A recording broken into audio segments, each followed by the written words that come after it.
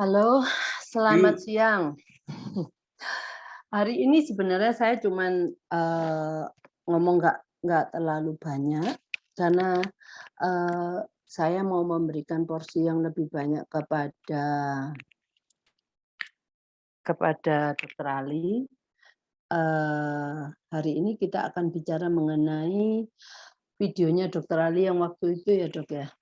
Eee, Zelensky. Zelensky, di Ya, mana, eee, mata ini banyak banyak, korelasinya dengan BRIN ya. Saya sebelumnya saya mau pertama-tama saya mau, eee, memberikan tes, mmm, me memperlihatkan tes mata untuk, rabun jauh yang kalau gitu kayaknya yang aku dulu kita yang cerita, Bu. enggak, Soalnya mereka tiba-tiba kepotong ceritanya seperti ini tujuannya apa, kan mereka nggak oke tahu. oke. Kita harus ada sejarahnya dulu dong.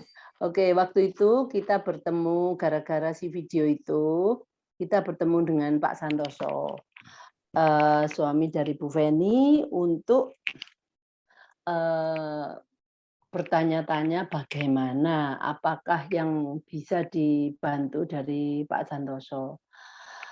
Dan waktu itu Pak Santoso dan Bu Feni ke Surabaya, kita bertemu, terus Pak Santoso, bilang, "Saya bisa untuk ngetes anak-anak ini dengan alat tes manual yang biasa, eee, yang ditanya satu-satu. Nah, juga tes silinder. Setelah saya lihat tesnya, saya merasa, wah sulit ini. Kalau untuk anak-anak, mungkin anak-anak yang sudah advance itu nggak terlalu sulit untuk tes matanya. Tetapi, pada waktu saya cobakan di mata hati, ya itu sulit, nggak semua anak bisa. Jadi tujuan kita adalah membantu supaya, visual, eee, visual anak-anak ini, vision anak ini, kemampuan melihatnya lebih jelas. Apalagi untuk anak-anak yang sulit, kayaknya kok sulit berkembangnya. Tiap materi itu ada di reject, sangat sulit lah. Nah itu kemungkin anak-anak ini punya problem penglihatan. Nah itu menurut saya waktu itu.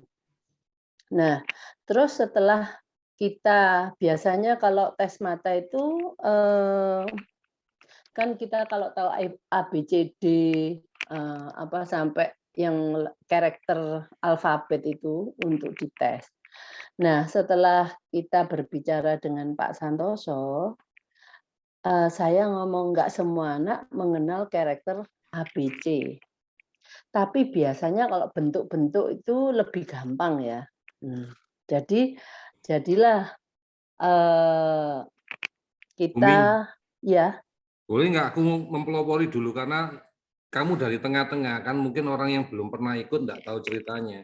Boleh oh, nggak ya aku ya ngomong ya. dulu awalnya Oke supaya oke. kamu nggak motong ke tengah-tengah. Ya ya. Oke, sorry ya Buming ya, tak potong sebentar karena ini langsung ke teknis teman-teman. Jadi ceritanya Oke. teman-teman, waktu itu kita lagi, itu udah beberapa bulan yang lalu teman-teman. Sebelum kita ketemu patch, ya, jadi kita ketemu studi, itu juga sudah diposting di FB Group, teman-teman bisa baca. Itu penelitiannya Dr. Zelensky, ya, tentang bagaimana mata, ya, kalau matanya normal, ya, itu bisa memperbaiki atau menstimulasi merangsang brain regeneration. Ya. Kenapa topik itu penting? Karena waktu itu kita sudah masuk topik yang kedua, teman-teman. Ya, dari di protokol kita itu ada 2 topik, teman-teman. Topik pertama itu kita membetulkan ya, membereskan dulu masalah biomedis ya. Kita ngomong tentang leaky gut, dysbiosis ya. Lalu kita juga menyadari dalam pelajaran kita bahwa ada yang namanya trauma otak ya, atau brain injury ya. Nah, karena ada brain injury inilah maka kita percaya ada bagian otak yang rusak gitu loh. Kita perlu menumbuhkan kembali. Itu dasarnya ya teman-teman ya, supaya kalian tahu. Kemudian di studi tadi di studi Dr. Selesi tadi dikatakan dari beberapa kasus ya, juga testimoni dari salah satu profesor yang matanya membaik ya, walaupun lucu ya, hanya dikasih kacamata ya. Dan kalau di anak-anak ini ada yang kacamata khusus, nanti kita bahas ya pada saat kita ngobrol sama Bu Mingve lagi. Jadi ini latar belakang dulu. Jadi ternyata pandangan mata anak ini kalau diperbaiki ya, diperbaiki dalam artian dia visusnya ya, tajam penglihatannya jadi baik, ya fokusnya jadi bagus. Nah, itu bisa merangsang terjadinya brain regenerasi. Nah, itu topiknya saya, teman-teman. Jadi saya kepingin brain regenerasi. Walaupun pada saat itu juga Bu Mingve juga mengatakan berdasarkan pengalaman di mata hati ya sebelumnya bahwa anak-anak yang tidak fokus ya, yang tidak perhatian, yang tidak ada kontak mata, itu juga bisa disebabkan karena gangguan visus. Jadi ini cross check gitu teman-teman. Jadi selain ikut memperbaiki masalah non biomedis, juga kalau di saya di biomedisnya saya ingin merangsang terjadinya brain regeneration. Tujuannya itu, ya. Jadi teman-teman tidak tahu. Kemudian kita punya kenalan, ya, yang sudah kita kenal baik di grup kita, yaitu Bu Feni yang buka optiknya. Sebetulnya kita cari dokter mata, teman-teman. Dokter mata yang spesialis anak itu sudah ketemu, dokter ini Mahendra Lestari di Bintaro. Tetapi waktu saya hubungin ya secara pribadi, saya juga udah sampaikan jawaban beliau ya, postingan saya screenshot ya, dia menolak ya.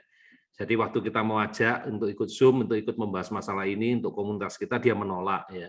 Walaupun kemudian dari Bu Lingling ya, Mama Wira yang ada di Kendari, waktu anaknya dibawa ke Jakarta untuk periksa mata di dokter ini, memberikan janji surga. Ya nanti akan menghubungi dokter Ali, tetapi sampai saat ini tidak. Ya, jadi kita anggap tidak dihubungi.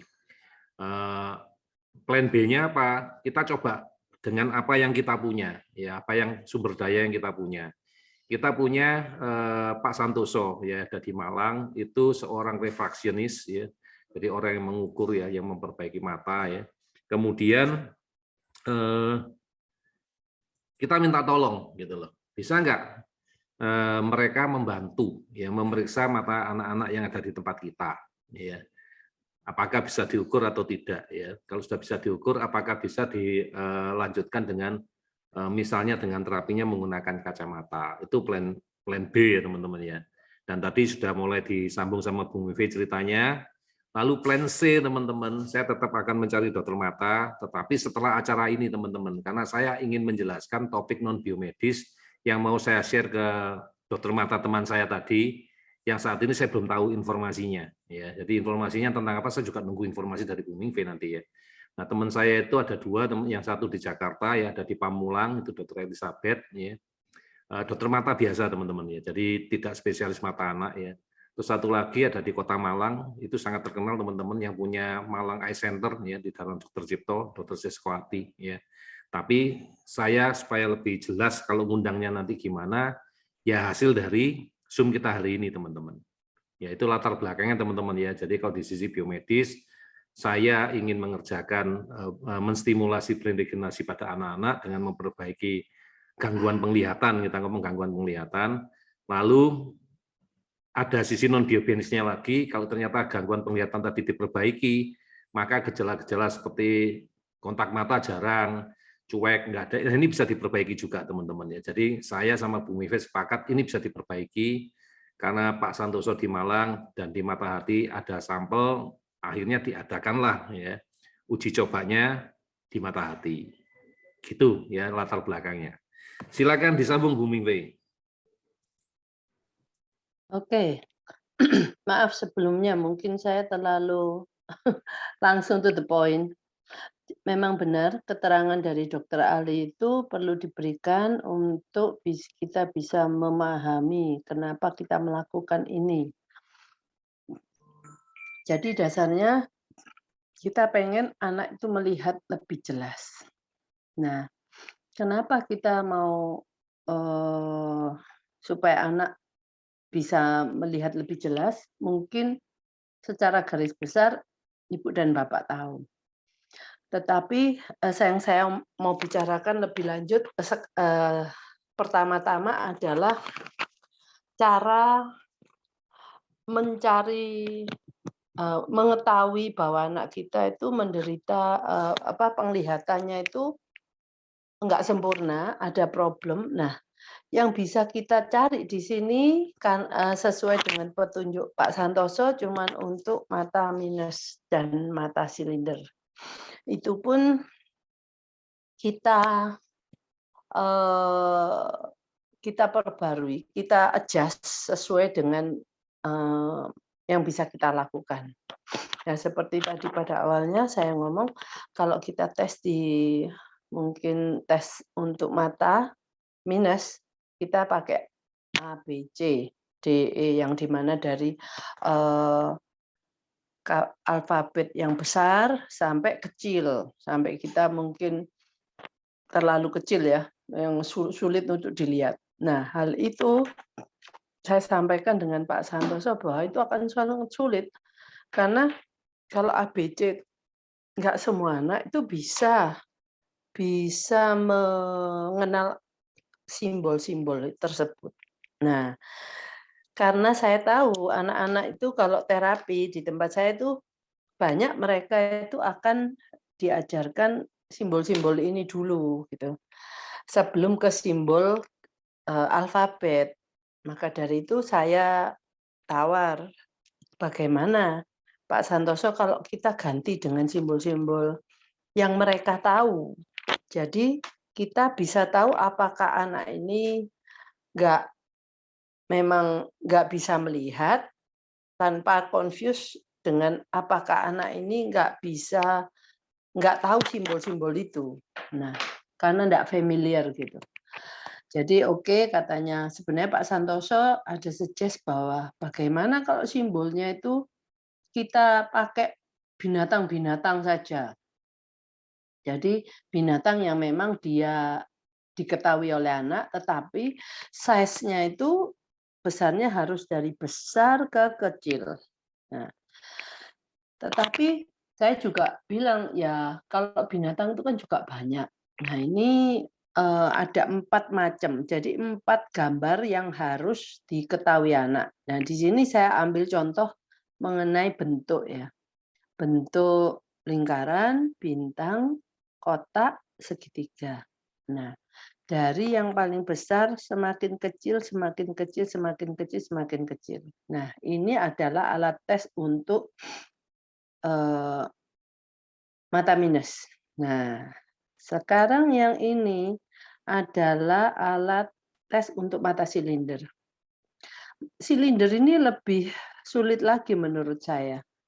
Karena katanya Pak Santoso, ini ada dari 0 sampai 180 ini ada kayak jari-jari hitam ini. Kalau orang silinder akan melihatnya kadang-kadang enggak semua jari-jari hitam ini terlihat. Ada mungkin yang dia nggak terlihat. Nah, pada waktu nggak terlihat itu, maka kita bisa menentukan silinder orang ini berapa. Nah, saya bicara dengan Pak Santoso, coba saya coba ya. Yang kedua ini lebih sulit. Nah, karena gini, kalau umpamanya anak nggak melihat, dia akan melihatnya sebagai garis putih, seperti background-nya. Jadi nggak kelihatan jari-jari hitamnya ini, umpamanya yang 60 ini nggak kelihatan, ya dia nggak akan mengisi. Jadi kelihatannya putih gitu ya. Maka dari itu saya buat lagi satu satu gambar yang seperti gambar ini, tetapi ini anak-anak harus memberikan pakai hitam atau putih. Nah, stick polanya ini nanti dia yang memasukkan, kalau dia melihat maka akan diisi hitam. Kalau dia nggak melihat, pastinya dia melihat itu putih aja gitu loh, nggak ada warnanya hitam. Nah, setelah kita persiapkan semua alat peraga ini untuk kita tes. Oke, satu lagi saya lupa. Kalau untuk tadi yang ini, untuk minus kita sediakan juga bentuk-bentuk yang untuk anak-anak yang nonverbal, mereka kan nggak bisa kalau umpamanya ditunjuk ini terus lingkaran. Nah, karena dia nonverbal maka kita sediakan. Kita sediakan, bentuk-bentuk yang bisa diambil oleh mereka berdasarkan apa yang dilihat, yang ditunjuk itu. Jadi ini khusus untuk anak-anak yang nggak bisa menjawab secara verbal.